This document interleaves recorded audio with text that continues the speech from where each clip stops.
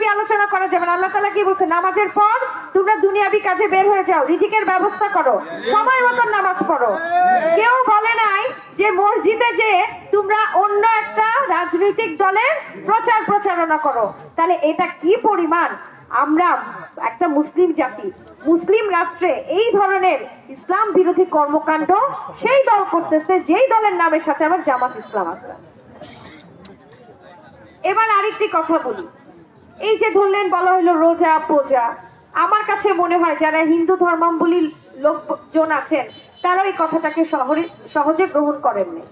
কারণ পূজা চলবে পূজার মতো, সেটা অন্য ধর্ম, রোজা রোজার মতন, দুইটা ভিন্ন আঙ্গিকে। রোজার মাসে আমরা সারাদিন না খেয়ে থাকি, কুরআন শরীফ পড়ি, তারাবির নামাজ পড়ি, সেহেরি করি। পূজাতে কি হয়, তারা তাদের যেই ধর্মের জন্য তারা যে পূজাগুলা করে, তারা ওই যে ঘন্টা বাজায় বা তারা তাদের মুখের একটা সাউন্ড, দুইটা ভিন্ন জিনিস, দুইটা টোটালি ভিন্ন একটা জিনিস। সেটাকে যদি মুদ্রার এপিট ওপিট বলা হয়, এর থেকে একজন মুসলিম হিসেবে গুনাহ কামানোর কি আর কোনো বড় অন্যায় থাকতে পারে? তাহলে এটা যে শেষ জামানা চলে আসছে এটা তার প্রমাণ। ছোটবেলা থাকতে শুনতাম শেষ জামানার সময় বলে আসলে কেউ কাউকে মানবে না, তো এখন বড় হয়ে বুঝতেছে যে আসলে অনেক কিছু। লাস্ট একটা কথা বলবো, আমরা ওই যে শুনলাম যে নারীদেরকে